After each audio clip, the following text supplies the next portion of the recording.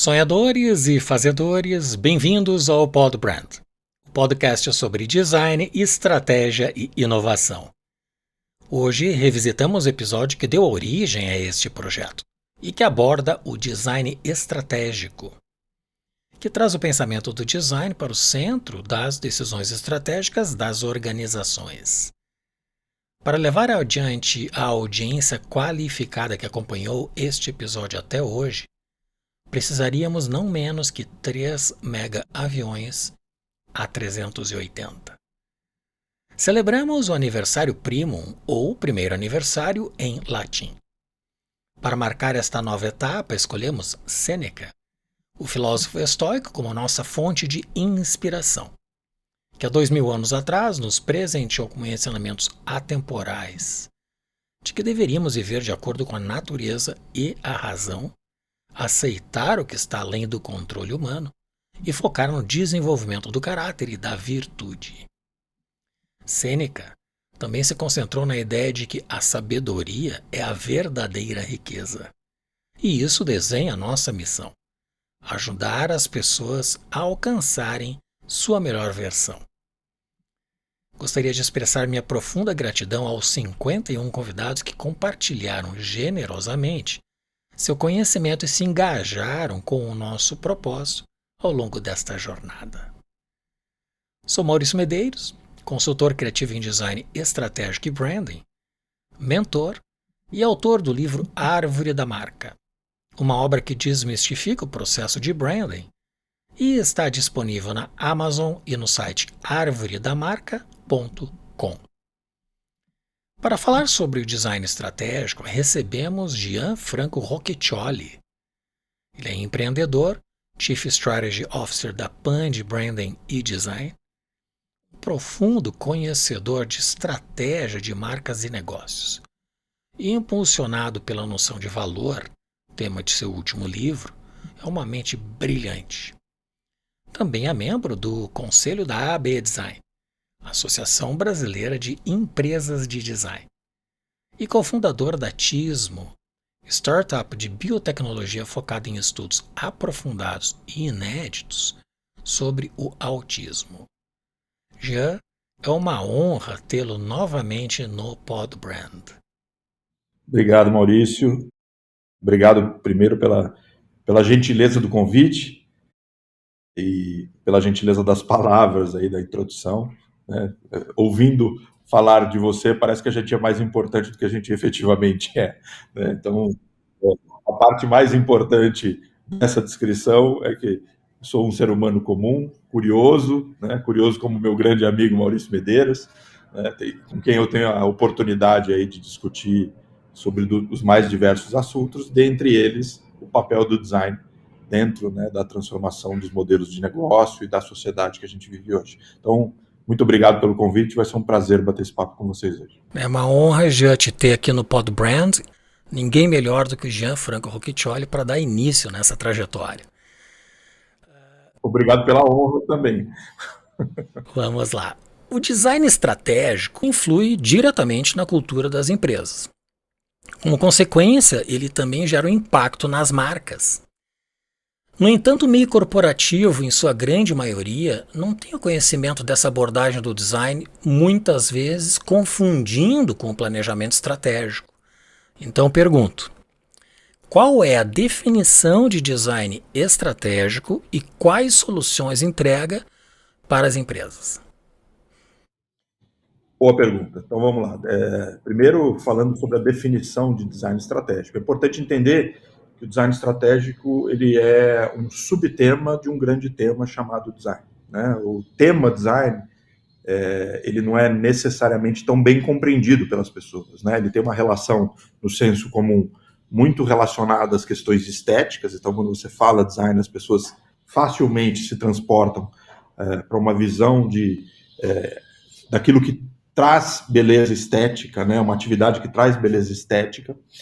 Mas na origem da palavra estética, que tem uma ligação com a palavra ética, que tem uma ligação com a palavra moral, existe toda uma reflexão e uma forma de pensar. Então, o design estratégico é um subtema de um grande tema chamado design. é também uma abordagem que enfatiza o papel do pensamento do design dentro das decisões estratégicas das organizações. Então, principalmente naquilo que se refere ao futuro das organizações, né? Então, falando um pouco de histórico, né, é importante entender como o tema design foi sendo introduzido dentro das reflexões estratégicas das organizações e tentando pegar uma linha histórica, construir uma linha histórica. A gente pode marcar como o primeiro grande ponto aí de referência, em 1982, a London Business School incorpora dentro do seu currículo de negócios uma matéria chamada design, e eu acho que esse foi um grande momento de virada desse tema design estratégico em específico. Depois, lá em 2004, Stanford também assume o tema do design, né, inicialmente com o Instituto Russell-Plattner, que depois veio a se transformar na D-School, e Stanford coloca esse modelo de pensamento, né, que é o design thinking, né, bastante reconhecido hoje em dia, como sendo um dos principais motores do processo de inovação. Então, era o uso do pensamento do design para enfrentar as mudanças de mundo, né, e os desafios de inovação que as corporações estavam se vendo diante, né? E saindo do mundo acadêmico e trazendo para o mundo corporativo, né, um grande marco é em 2005, quando o Leffley, que era CEO da Procter & Gamble, ele traz a Cláudia Kotka para uma vice-presidência nova que ele estava criando, que reúne 3 grandes temas, né, estratégia, design e inovação dentro de uma mesma vice-presidência. Então, nesse momento, embora já viesse na academia essa discussão, o mundo corporativo começa a entender de que estratégia e design são 2 temas que devem andar juntos, necessariamente, porque eles estão orientados à geração de resultado, né? Então, quando a gente fala do design estratégico, a gente estava falando do desafio de uma mudança de mentalidade dentro do ambiente corporativo, né, principalmente, né? Então, acho que é dentro desse ponto que o design estratégico começa a promover grandes mudanças aí no modelo de pensamento das organizações. Quais as principais soluções que um projeto de design estratégico pode trazer para uma empresa? Das mais diversas, né? Você pode transitar entre as soluções relacionadas a um plano estratégico de longo prazo, né? Então, eu costumo dizer que o design estratégico, existe uma diferença entre o planejamento estratégico clássico e uma abordagem de design estratégico. O planejamento estratégico clássico, normalmente, ele é um pensamento feito de cima para baixo. Então, ele tem como ponto de partida a definição de uma visão e uma missão que orientam desdobramentos, os 3 grandes desdobramentos, né, para execução, que é o nível estratégico, tático e operacional. Já o pensamento, a abordagem do design estratégico, ele é um pensamento de baixo para cima. Então, ele parte, né, de uma visão daquilo que é valor para o usuário, né, para os públicos com os quais aquela organização tem uma interação, e a partir desse processo de pensamento, ela conecta, né, a partir da experiência do usuário, daquilo que é valor percebido, o que aquela organização tem que fazer para cumprir com o seu papel. Então, continua sendo importante a visão e a missão das organizações. Porém, a organização da oferta é que ela é feita de baixo para cima e, obviamente, dentro desse contexto, você passa a ter que organizar os níveis estratégicos, táticos e operacionais, né? Então, não é uma mudança de modelo de abordagem, sim uma mudança na forma como isso é feito. E, como eu disse anteriormente, isso tem uma grande premissa, né, que tem um desafio de mentalidade, uma virada de chave, que é a parte mais desafiadora, na minha opinião, da implantação, né, dessa mentalidade. Num projeto de design estratégico, a gente consegue resultar entregas que um planejamento estratégico pontualmente trazem, como, por exemplo, qual é a direção a ser tomada, que destino pretendemos chegar nesta jornada e como será essa viagem. O design estratégico traz esses elementos também para o planejamento, comparado com o planejamento estratégico clássico? Ele traz todos esses elementos. Eu costumo dizer que uma abordagem de design estratégico, ela traz para o centro da discussão o tema do valor, né? Que é um tema extremamente atual, um tema de mundo, né? O que as pessoas, a forma como as pessoas valorizam as coisas nos dias atuais é completamente diferente da forma como as pessoas interpretavam o mundo e o papel das organizações dentro desse mundo. Então, assim, ela trata dos mesmos temas, porém, como eu disse antes, por uma perspectiva um pouco diferente, colocando no centro dessa reflexão a ideia de valor para todos os públicos, né? Então, quando a gente fala todos os públicos, o que é valor para quem trabalha naquela organização, né? Qual é o sentido desse trabalho para a sociedade, né? Que ofertas essa empresa faz para os seus públicos? Como essas ofertas se diferenciam das ofertas dos competidores, né? Eu costumo dizer que valor é um tema contextual, o que significa que o valor dos outros influenciam a percepção do valor daquilo que você oferece. Então, a depender da forma, da clareza, da objetividade com que o outro se comunica e, portanto, expressa o seu valor, o valor da sua oferta, isso pode eventualmente influenciar na percepção do seu valor. E aí, por trás disso, tem toda uma discussão que no meu novo livro eu pretendi enfrentar, que eu chamei lá no livro de paradoxo da realidade, né?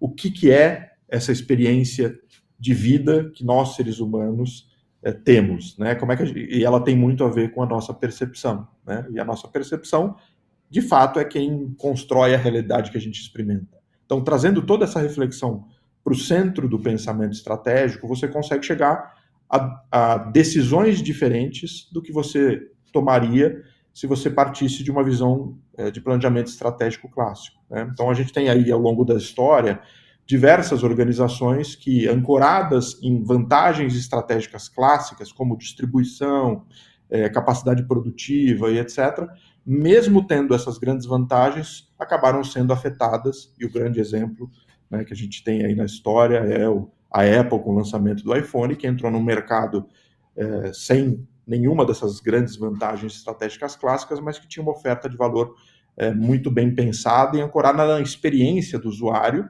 e na oferta de todo um ecossistema, né? Que por trás do iPhone, da ideia do iPhone, existia todo um ecossistema que é o que de fato cria vínculos racionais e emocionais com os consumidores. Então, a resposta é sim, né? Ela trata dos mesmos temas, mas ela trata por uma perspectiva um pouco diferente, né? E eu acho que está posto no mundo de hoje o desafio de mudança de mentalidade, né? Eu acho que essa é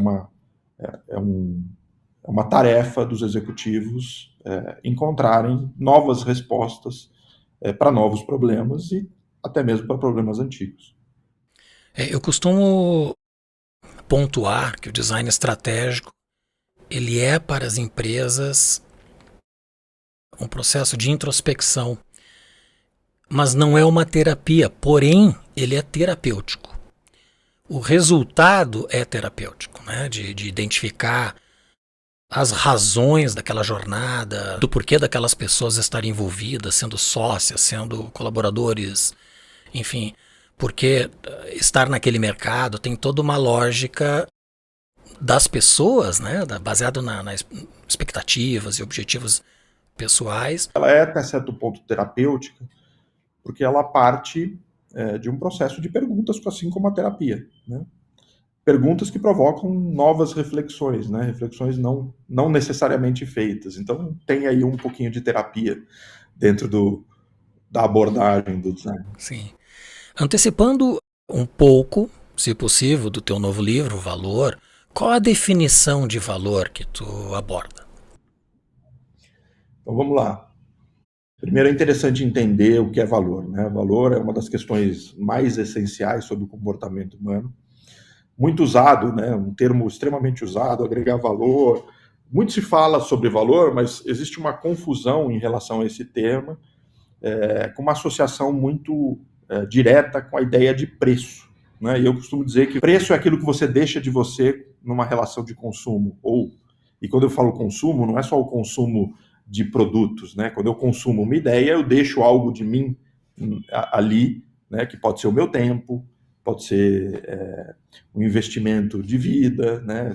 Dependendo do tema que eu estou, a ideia que eu estou avaliando, eu posso deixar de lado toda uma trajetória de vida, que é um custo que eu pago para uma reconstrução a partir do momento que eu enxergo o valor. Então, preço é aquilo que você deixa de você. Valor é aquilo que você leva embora com você a partir do momento em que você consome algo, né?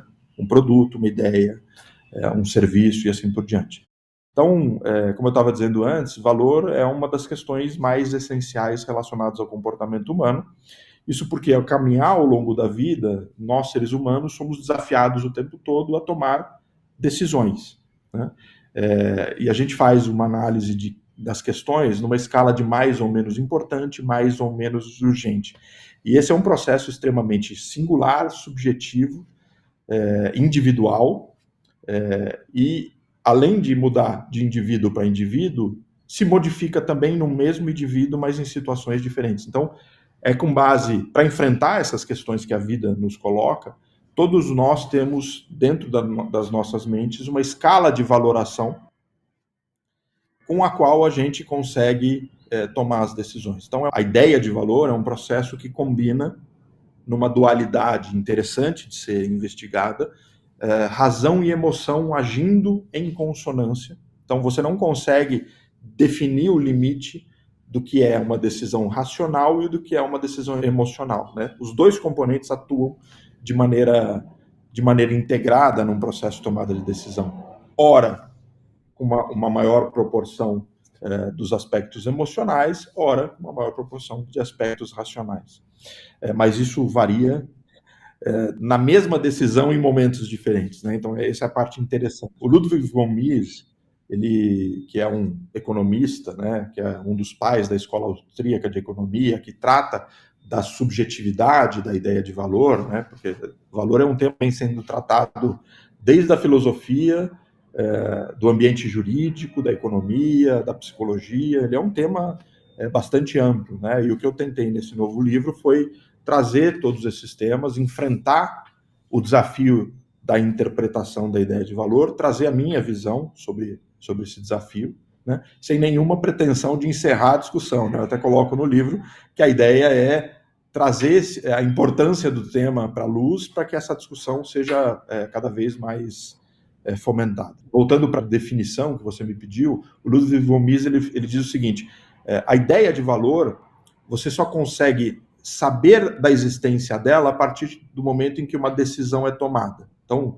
ele tem um livro, né, do Mises, que chama Ação Humana, onde ele investiga o papel da ação humana no aspecto econômico. E a ideia de valor, para ele, é uma questão extremamente importante, porque ao tomar uma decisão, o ser humano ilumina e cria a referência para que a ideia de valor possa ser analisada, né? É um tema que tem que ser enfrentado com uma certa complexidade, uma capacidade de reflexão filosófica, econômica.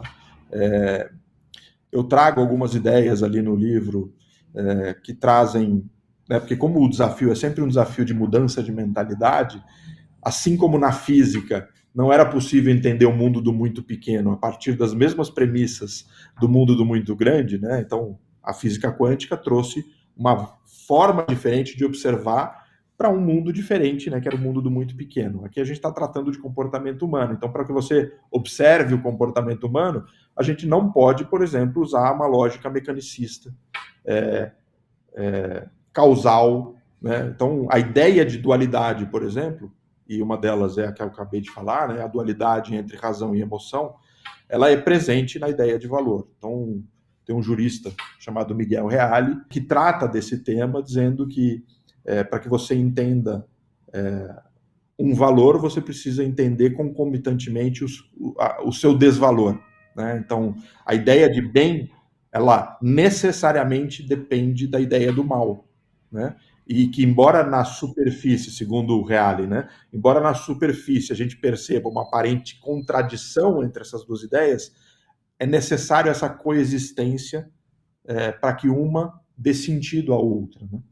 Então, é uma ideia complexa, como eu disse, que está totalmente relacionada com a forma como nós percebemos o mundo, que tem a ver com a nossa linguagem, a capacidade de construir significado para as coisas, né? Então, a partir dessa base, você consegue entrar dentro do tema do valor e conseguir explorar ele com a profundidade que ele pede, né? E aí o desafio é como trazer essa discussão para um desafio estratégico corporativo, né? Então, por isso que eu disse, o tema central é uma ideia expandida da ideia de valor, né? Entender esse tema na sua complexidade, mas trazer ele com objetividade para a discussão, né? O que tudo isso traz de mudança quando a gente fala de, por exemplo, um planejamento estratégico que tem que ser desenvolvido por uma organização. Aguardamos ansiosos pelo lançamento do livro. Quais expectativas os empresários têm no projeto com o design estratégico aplicado? E quais são os problemas frequentemente diagnosticados nas empresas? Expectativa, eu vou até fazer uma ressalva, né? Então, e essa ressalva é de que eu acho que o tema do design estratégico é muito pouco difundido, né? E aí eu estou falando mercadologicamente falando, então assim, de fato os empresários, isso é o que eu sinto aqui no dia a dia, eles não procuram o design estratégico como uma abordagem já decidida, né? Então eles procuram o branding, né? Sem necessariamente saber que por trás disso existe um modelo de pensamento diferente. Eles ouviram falar do branding e nos procuram. Então, a minha ressalva eu acho que a grande busca não é por uma ferramenta de design estratégico. E isso traz os problemas frequentes diagnosticados, né? Quando um empresário ou empreendedor ou o gestor de uma grande organização, ele busca o design estratégico como uma abordagem, né? Quando ele sente alguma dor relacionada normalmente à capacidade competitiva daquela organização.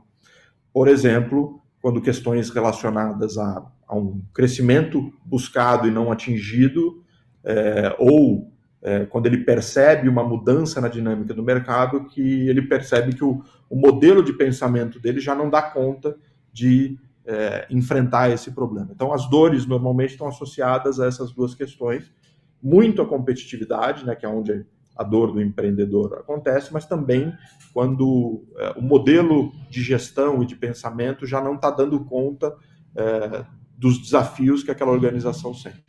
E a partir disso ele passa a buscar ferramentas que não estejam dentro do portfólio clássico, né? Ele já está usando ferramentas de gestão, ele já está usando o pensamento estratégico clássico e ele percebe que aquilo não está dando conta, né? Ou ele não atingiu um resultado, ou ele está enfrentando dificuldades que ele não está conseguindo enfrentar. E nessa busca, ele se encontra com alguns temas mais reconhecidos, como é o tema do brand, que não trata apenas, né, da abordagem do design estratégico, ele tem uma leitura de desafio, mas que também contém, né, um modelo de pensamento, que é o que a gente usa no design estratégico, que ele é feito para enfrentar as questões estratégicas da organização. Dentro dessa mesma abordagem, entre a frustração de não ter atingido determinados objetivos ou o entusiasmo de chegar a um objetivo novo, qual das duas hipóteses ocorre mais na cabeça do empresário, no meio corporativo? Entre a frustração de não chegar no objetivo e a outra? Do entusiasmo de buscar um objetivo novo, além das expectativas anteriores. Aí eu costumo dizer que quando a gente trata tanto do tema do design estratégico, do branding, né, a matéria-prima é o ser humano, né? Então, quando você vai falar de organizações, né, e você tenta buscar a matéria-prima essencial, você sempre cai no comportamento humano. E o comportamento humano, Freud dizia, né, o ser humano está sempre em dois movimentos, em busca do prazer e evitando a dor, né? Que na essência representam o mesmo movimento, né? Evitar a dor é a busca do prazer, né? Porém, a gente sabe, né, a psicologia já vem trazendo essa discussão há bastante tempo, de que a dor ela tem uma predominância maior no pensamento, né? Porque a partir do processo de evitar aquilo que me traz dor, é que eu consigo atingir aquilo que eu tanto ambiciono, que é uma sensação agradável, um ambiente de prazer, a satisfação das minhas vontades e assim por diante. Então, com isso eu estou querendo dizer o quê? Que entre essas duas questões, né, o prazer de um novo processo e as dores, sanar as dores que ele vem sentindo, eu acho que tem mais influência sobre o processo de decisão, as dores, né?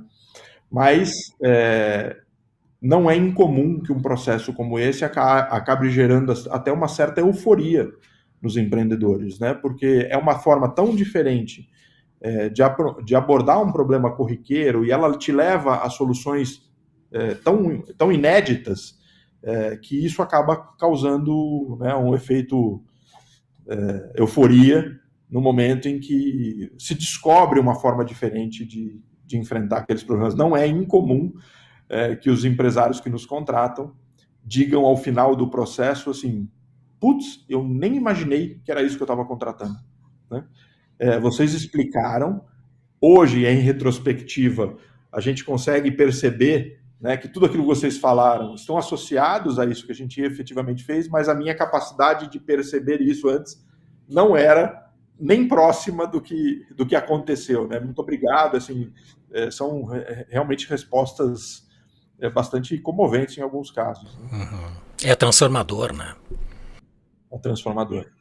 É transformadora porque ela afeta o modelo de pensamento, né? Então, assim, você não consegue enxergar as coisas de uma maneira diferente se você não mudar as premissas do pensamento, né?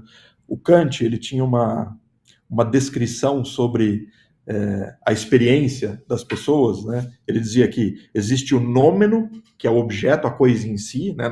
No livro A Crítica da Razão Pura, ele diz, olha, existe o nômeno, que é a coisa em si, e existe o fenômeno, que é como as coisas parecem para o sujeito observador. E entre o nômeno e o fenômeno existe o processo de conhecimento, que ele dava o nome de espaço-tempo, né? Então ele dizia, em determinados locais, em determinados momentos, a lente se modifica e o que você vai conseguir ter acesso da coisa em si, que é aquilo que está sendo observado, vai ser diferente, né? O fenômeno será diferente. E disso dependia dois recursos, né, do sujeito observador, segundo Kant. Ele dizia, no processo de observação, dois recursos se tornam importantes. O repertório do sujeito observador, que é aquilo que você já tem de significados e conceitos e premissas na sua cabeça, e a capacidade de lidar com esse repertório e modelar novas ideias, né? Então, a depender das premissas e conceitos que você tem na cabeça, isso te dá uma capacidade de enxergar e simular mentalmente a tua percepção, né? E você vai enxergar coisas que você não enxergava. Então, quando a gente trata desse tema dentro de uma abordagem de design estratégico, dentro do ambiente de negócio, para nós é muito claro que a gente precisa compartilhar conceitos que vão servir de base para uma visão que a gente vai trazer, né? Porque senão a gente vai começar a conversar com uma mentalidade que não tem aqueles conceitos, e aí é um diálogo, é um não diálogo, né? Você fala uma coisa que para você é óbvia e o outro simplesmente não está entendendo, né? Porque você não teve o cuidado de compartilhar alguns conhecimentos que são importantes para que isso seja percebido e percebido como algo importante dentro desse processo, né?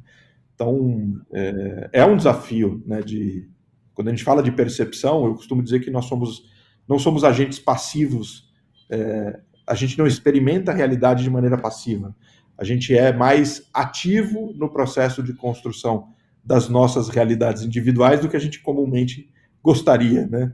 Então, é um senso de responsabilidade que é difícil de lidar e que a filosofia te ajuda a acalmar a alma, né? Como dizia Platão, o processo do conhecimento é um processo de limpeza, né? Você vai tirando tudo aquilo que é ruído para chegar naquilo que é essencial, né? É uma matéria, uma disciplina extraordinária, na verdade. E que tipo de adversidade geralmente tu encontras na implementação desses projetos com o design estratégico nessas empresas? A maior adversidade é a adversidade cultural, né? Então, a premissa é uma mudança de mentalidade, e já toda organização tem uma cultura estabelecida. Por que eu digo que é uma dificuldade cultural? Porque primeira premissa que nós consideramos, que eu considero, né, é de que é importante você valorizar a cultura estabelecida, identificar dela quais são os aspectos de mudança que são necessários e respeitosamente construir uma ponte entre um ponto e outro. Né? Por que eu digo respeitosamente? Porque é muito fácil eu chegar numa organização e dizer para ela, olha, você está todo errado. Você precisa mudar a sua forma de pensar e eu jogar essa responsabilidade no colo do empreendedor. Né? É muito mais difícil, né, mas também prazeroso na mesma medida, você se autorresponsabilizar. Se eu sou aquele que sabe que existe uma mudança diferente, eu preciso construir as pontes entre o status quo atual e o novo contexto. Né? Por isso, aqui a gente trata esse processo com uma metodologia de mudança, né, de transformação, que ela prevê algumas etapas, todas elas orientadas por respeitar o desafio cultural que aquela organização vai enfrentar a partir do momento em que ela se propõe a encontrar novas ideias, novos caminhos, um novo modelo de pensamento. E, para mim, esse é talvez o principal e mais importante desafio. Por trás disso está o entendimento de que mudança a gente vem enfrentando ao longo dos últimos anos. Né? Então, historicamente, a gente foi sendo, nós como humanidade, né, fomos sendo treinados pela lógica dedutiva, né, aquela lógica que diz se isso é isso, isso aqui também é isso. Né? Se o Sol se pôs hoje e nasceu de novo, provavelmente ele vai se pôr de novo e vai nascer de novo. Né? Então, essa é uma lógica dedutiva. Depois, junto com o conhecimento humano, começaram a vir novos desafios, né? E aí uma nova lógica começou a ser construída, que é a lógica indutiva, que a partir da observação dos dados que nos levam à leitura do mais eficiente, você constrói um processo lógico de indução de um raciocínio. Né? Então, é uma lógica um pouco diferente da lógica dedutiva. Porém, no mundo de hoje, né, onde o potencial das coisas talvez seja mais importante do que as coisas como elas são, né? Sabendo a humanidade que as coisas são como são em determinados momentos, porque é onde a humanidade conseguiu chegar, e essa própria humanidade vai se desafiando a novos ciclos, né? A lógica dedutiva e a lógica indutiva já não dão conta mais de resolver todos os problemas. E aí você precisa de uma nova lógica. E essa nova lógica é uma lógica muito relacionada ao pensamento do design, que é a lógica abdutiva, né? A lógica de se fazer perguntas, né? Questões relacionadas a entender novos pontos de vista e o potencial que você tem ao se fazer perguntas. Né? Essa é uma lógica que a filosofia se utiliza já há muito tempo. Né? As respostas vêm de boas perguntas. Né? Então, você olhar e se desafiar a pensar se o seu modelo de observar o mercado está correto, será que eu estou deixando alguma coisa importante de lado, e não partir de dar, não, se o meu histórico de crescimento foi bom e os dados demonstram que o mercado tende a crescer, vai dar certo a estratégia? Não, essa é uma lógica indutiva, né? Ela é dedutiva e indutiva ao mesmo tempo, né? Eu estou deduzindo e estou sendo induzido por um tipo de pensamento, né? E a lógica abdutiva, ela provoca, fala, olha, e se esses números estiverem errados? Né? E se nada do que se apresenta na nossa frente for o caminho, que outras alternativas a gente teria? Né? Então, se você olha a metodologia do Design Thinking, né, que é uma delas, o Double Diamond, né, que é um processo de definição de objetivos, abertura para as possibilidades, depois escolha, né, de uma dessas possibilidades, depois alternativas para resolver essa escolha. Então, é um processo de menos certezas e mais dúvidas ao longo do processo que te levam a soluções muito mais refletidas e pensadas para problemas nem sempre tão evidentes. Né? E daí surgem novos modelos de negócio, que é algo que a gente tem visto com bastante frequência hoje em dia. Mercados extremamente consolidados, como o mercado financeiro, sendo desafiado, né, por empresas que observaram lacunas de pensamento dentro daquele mercado e disseram, olha, é nessa lacuna que eu vou atuar, que é o desafio de inovação. Eu tenho uma definição de respostas e perguntas um pouco peculiar. Eu considero que as respostas, elas são um raio-x de um cenário. E as perguntas são uma ressonância magnética da verdade. É muito verdadeiro, né? Porque você fazer uma boa pergunta é mais difícil do que você chegar à resposta. Uma boa pergunta, ela induz uma resposta muito objetiva, né? E essa é a parte mais difícil, né? Você elaborar uma boa pergunta é muito difícil. Qual é o posicionamento estratégico da Pand, que já está no mercado há mais de 20 anos, e quais são os diferenciais que sustentam esse sucesso do escritório de design? A Pand, ela se apresenta para o mercado como uma value-driven company, né? E isso joga a luz em tudo que eu venho dizendo até agora, né? De que no centro do nosso modelo de pensamento está uma ideia extremamente importante, que é a ideia de valor, né? Então, ser uma value-driven company é ser uma empresa que compreende essa ideia em profundidade e sabe o papel que ela tem nas organizações, nas culturas, nos modelos de negócio e assim por diante. Então, esse é o nosso posicionamento, é como a gente se posiciona em relação aos outros players do mercado, né? O que sustenta os nossos diferenciais, né? Então, assim, o que esse modelo de pensamento traz de valor e que, portanto, vai ser percebido como diferencial em relação aos nossos competidores. Primeiro, a relação que isso tem com a ideia dos desafios de competitividade, né? O que as empresas precisam, né? Então, entendendo que o mundo acelerado como está, desafiador como está, traz novos desafios aos empreendedores, aos gestores, aos líderes das organizações. Aí, quando a gente fala organizações, a gente tem problemas que são geopolíticos, né? Que podem ser enfrentados pelo mesmo modelo de pensamento, e tem problemas que são organizacionais, né? Restrito a setores específicos.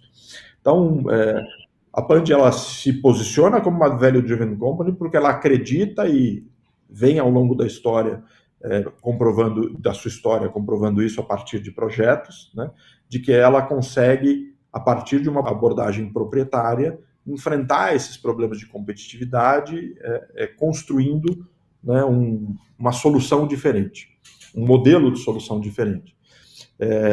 E o que sustenta esses diferenciais, né, parte da sua pergunta, é a gente usar isso para fora e para dentro, né? Então, ser uma value-driven company é entender que para dentro de casa essa ideia também é extremamente importante, né? E se você não praticar isso dentro de casa, aquilo que é discurso não acontece com toda a sua potência para o mercado, né? Então a gente primeiro pratica culturalmente e depois transforma isso em uma diferença relevante para os nossos clientes. É a contramão de um ditado popular, né? Que é na casa de ferreiro, espeto de pau, nesse caso, espeto é de metal mesmo. Vocês aplicam a lógica do pensamento estratégico que vocês entregam para os clientes, né? O design estratégico ele pode ser aplicado em pequenas e médias empresas, e aí desmembrando duas questões. Se sim, o que recomenda no caso da empresa não ter condições de contratar uma empresa de design? E, se não é possível, qual é a alternativa que esse empresário pode buscar? A resposta é sim, ela pode ser aplicada em empresas de qualquer tamanho.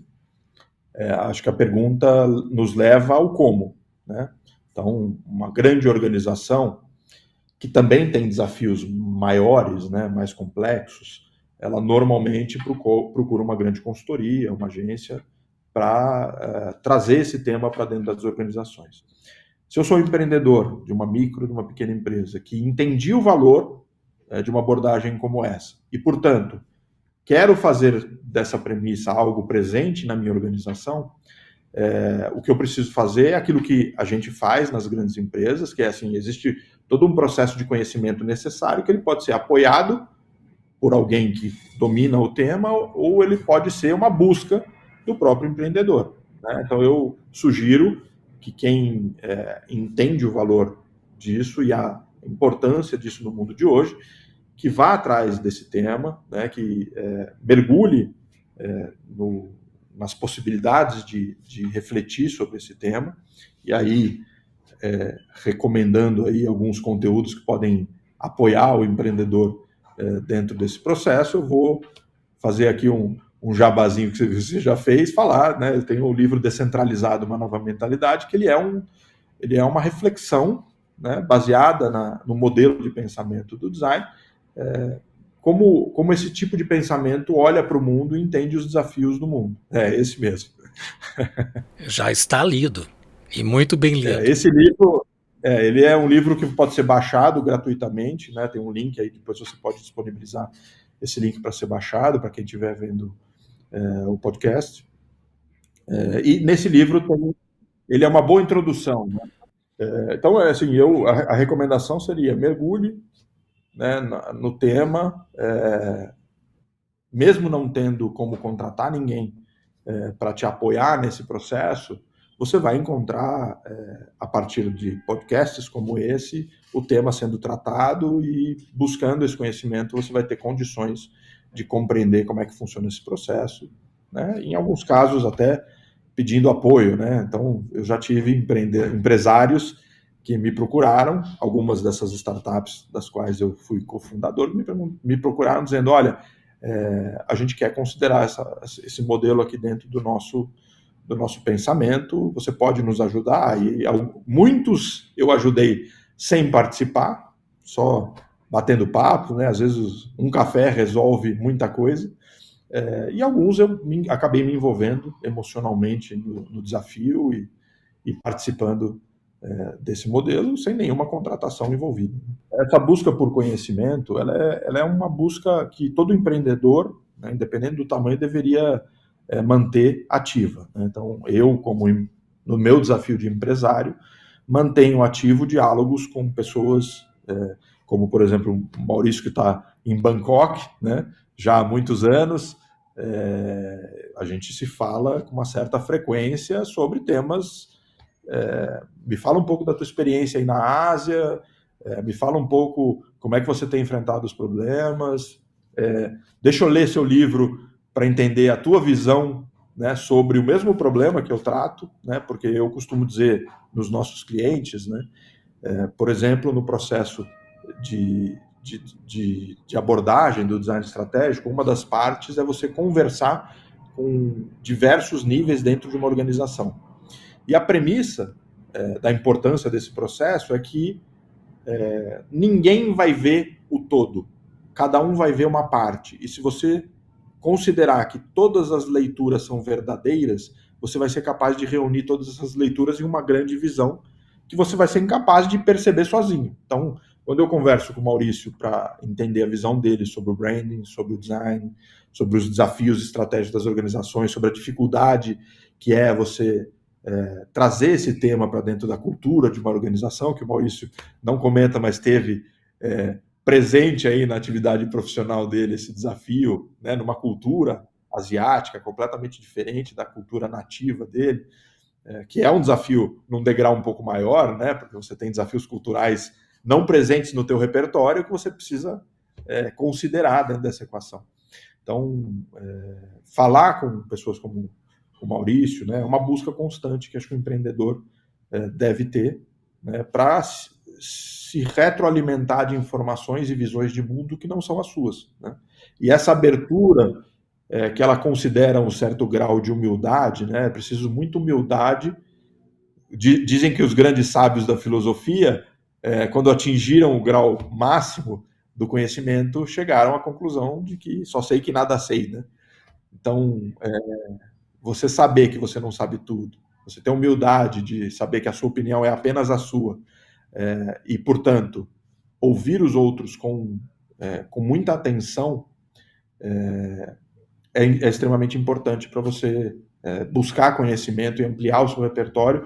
Então, o primeiro comportamento que eu acho que micro e pequeno empresários que estejam dispostos a trazer isso para dentro do seu tempo é ir buscar conhecimento, né? Conversar com pessoas que estão enfrentando o mesmo desafio, ouvindo, né? O ser humano tem a tendência de tentar confirmar o seu próprio pensamento. Então ele só dá atenção para aquilo que combina com aquilo da forma como ele pensa. E, na verdade, é importante você ouvir visões diferentes de mundo para que você considere ela. Você não precisa concordar com essa visão, mas você tem que concordar que ela é uma visão diferente de mundo da sua, né? E ter a humildade de lidar com isso, né? Então, eu acho que esse é um caminho bom. Certamente. A abordagem que eu elaborei no meu livro Árvore da Marca é reflexo dessa adaptação cultural que eu tive aqui no Southeast Asia, especialmente Tailândia, porque existe uma dificuldade um pouco acentuada do entendimento do branding, porque não é muito elaborado esta disciplina na formação universitária. Na minha equipe, que eram em torno de 40, 50 designers entre produto e marketing, comunicação, e pouquíssimos não tinham mestrado, inclusive com mestrado no exterior. O livro trata do branding de forma analógica com a constituição da árvore, né? Na verdade, da marca com a constituição da árvore, onde todos os elementos que constituem uma árvore, desenhados com ilustrações, eu crio esta relação com o desenvolvimento da marca. Então isso facilitou muito eu enraizar, que é um termo que tu utiliza na Pand, o conceito, né? Inclusive vendedores das lojas, pessoas que nunca tiveram contato com essa matéria. E o resultado aqui foi muito positivo. É o que me inspirou, inclusive, a transformar isso num livro, que é um método que acredito que seja único de abordagem, né, da marca. E eu que já tive a oportunidade de ler, né, tive o prazer e a oportunidade de ler antes da maioria das pessoas, ele representa um desafio. O teu livro, para mim, representa um desafio que é a transposição da teoria para a prática, né? Como entender a importância desse tema e como trazer isso para o dia a dia, que é como você falou, né, do desafio de implementação e de maneira bastante ilustrada, didática, fácil de compreender, como é que você faz para colocar isso no dia a dia, né? Então, recomendo a leitura, porque o livro realmente é muito bom. Aí eu tive a honra de ter o prefácio escrito pelo Jean. Jean, a gente chegou no momento que é o pinga-fogo do Podbrand, literalmente. São 3 perguntas um tanto filosóficas que eu faço a todos os convidados. Dá até medo esse pinga-fogo. Quais são as virtudes do empreendedor de sucesso? Boa pergunta. Primeiro, uma reflexão sobre virtudes, né? Virtude é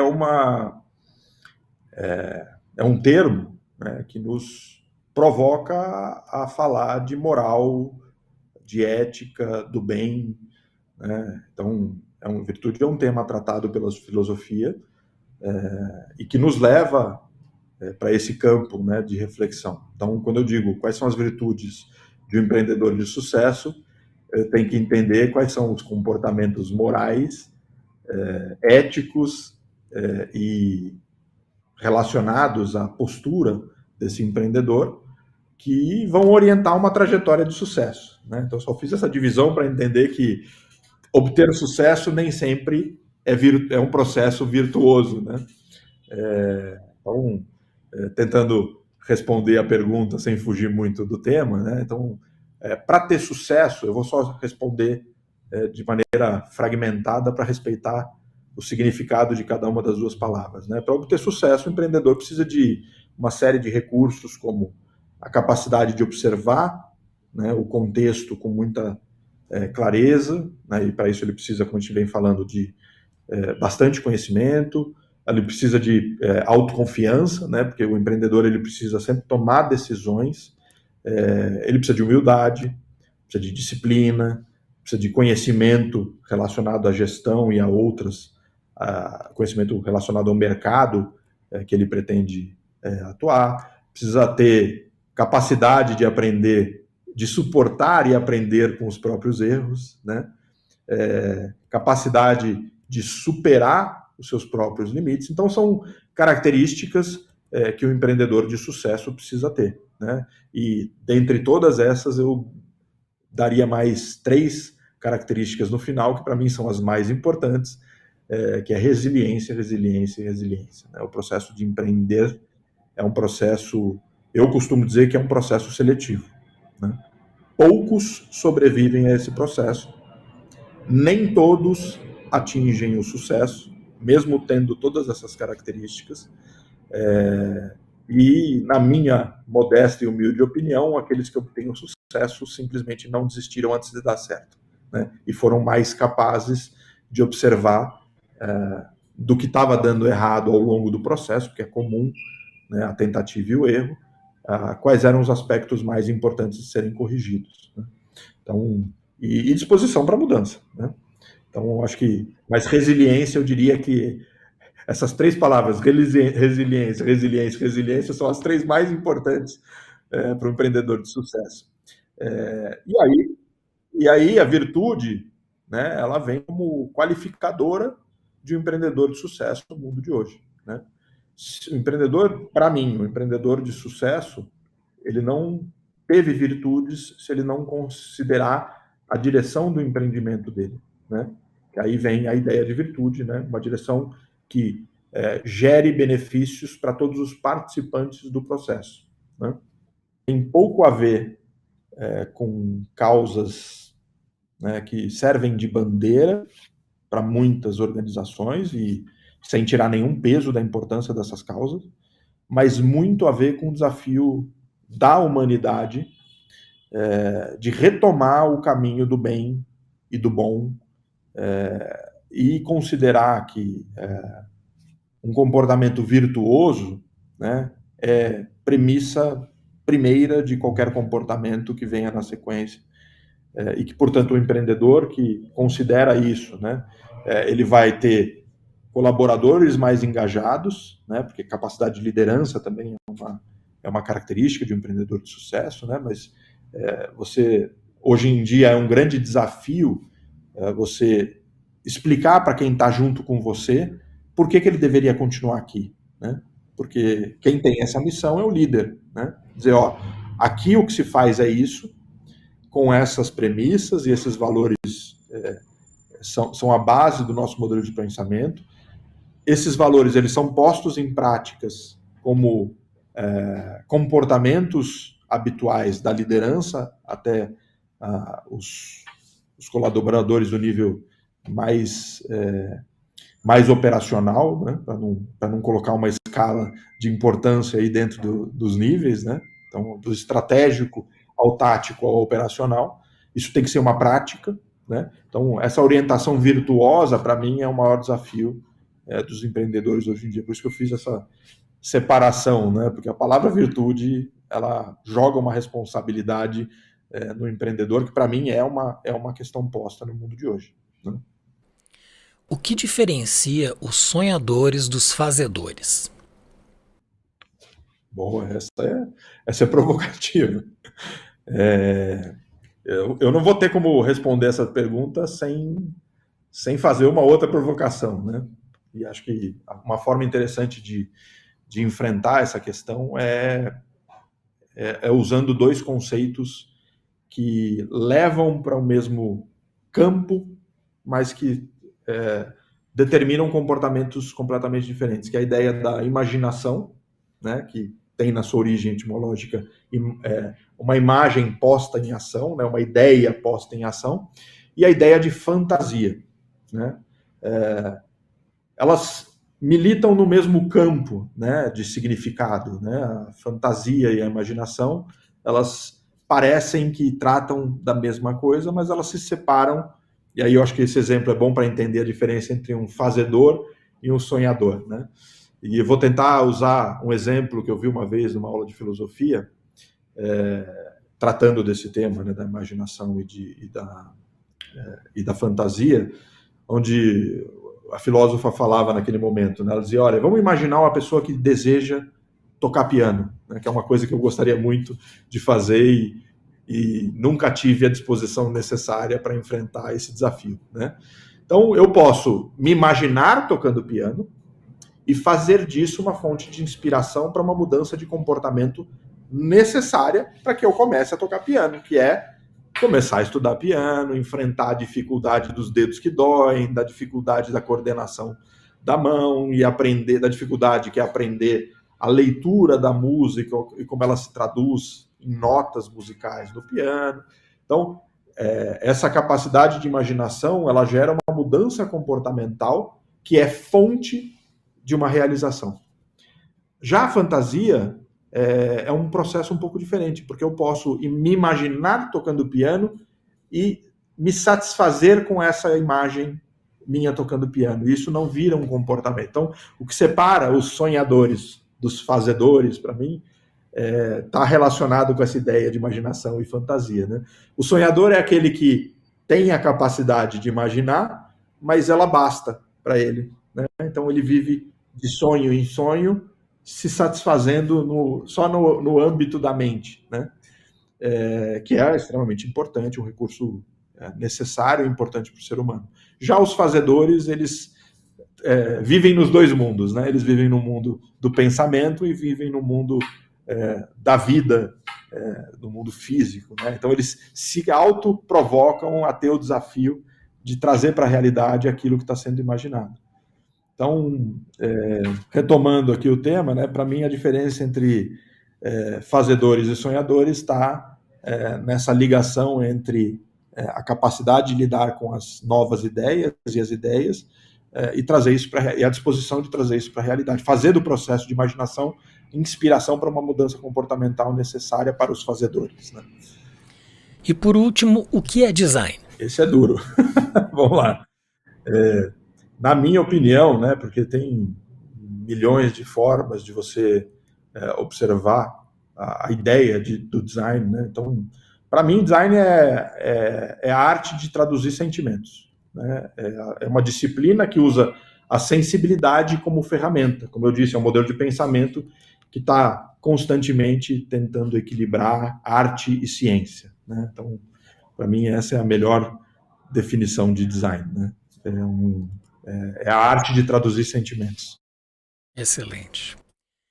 Bem, Jean, eu gostaria ainda que tu indicasse um livro que ajude os empreendedores a alcançar a sua melhor versão.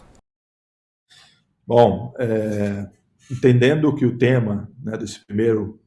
eu vou fazer uma mistura entre agradecimento e recomendação, né? Então, entendendo que o tema desse primeiro PodBrand, que para mim foi uma honra ser convidado, né, e ser o primeiro, a estreia. Então, eu queria primeiro te agradecer pela oportunidade, né, e tentando colaborar com as pessoas que estão assistindo o podcast, no sentido de entender melhor esse tema, entender na base, né, entender os conceitos e como colocar os conceitos em prática. Tem aqui um livro do Roger Martin, chamado Design de Negócios, que é esse livro aqui, que é extremamente interessante, né? Primeiro que o Roger Martin, ele, dentro do mundo corporativo, ele é um dos pais aí do tema, da importância do tema do design. Foi ele que apoiou o Leffley no processo de incorporação desse tema dentro da Procter & Gamble, lá em 2005, e continuou durante muitos anos e ajudou a fazer uma grande mudança. Então, esse livro, Design de Negócios, ele é um excelente livro para quem quer mergulhar nesse tema, né? Sem, obviamente, esquecer dos meus livros, né? Então, mais especificamente tratando do tema, acho que Descentralizado, uma nova mentalidade, como a gente já falou, é um livro que ajuda, né, a entender essa questão contextual, né, e os desafios relacionados ao mundo de hoje. E o livro que eu vou lançar, que é Valor, um ensaio sobre as escolhas humanas, que em breve vai ser lançado, e aí você vai poder compartilhar aí com o teu público. Certamente você receberá um exemplar aí em Bangkok, né?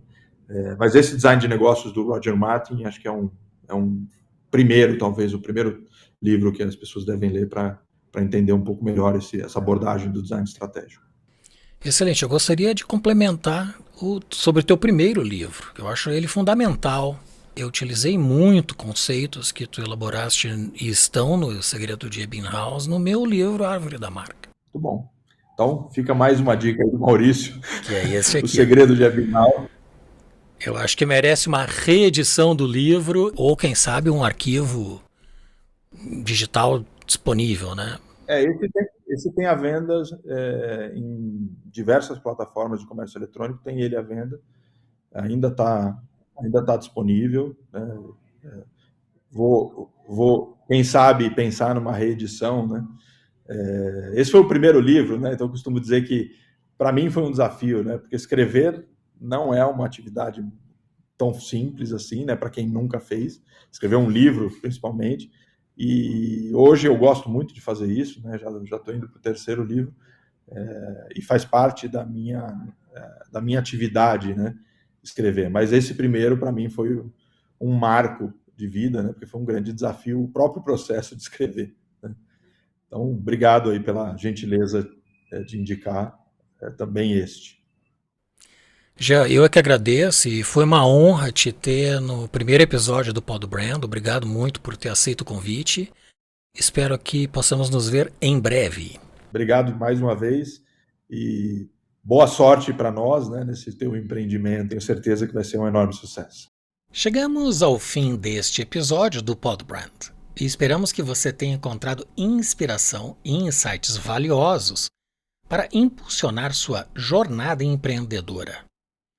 Lembre-se de que estamos disponíveis em diversas plataformas, como YouTube, Rumble, Apple Podcasts, Deezer, Google Podcasts, Amazon Music e Spotify.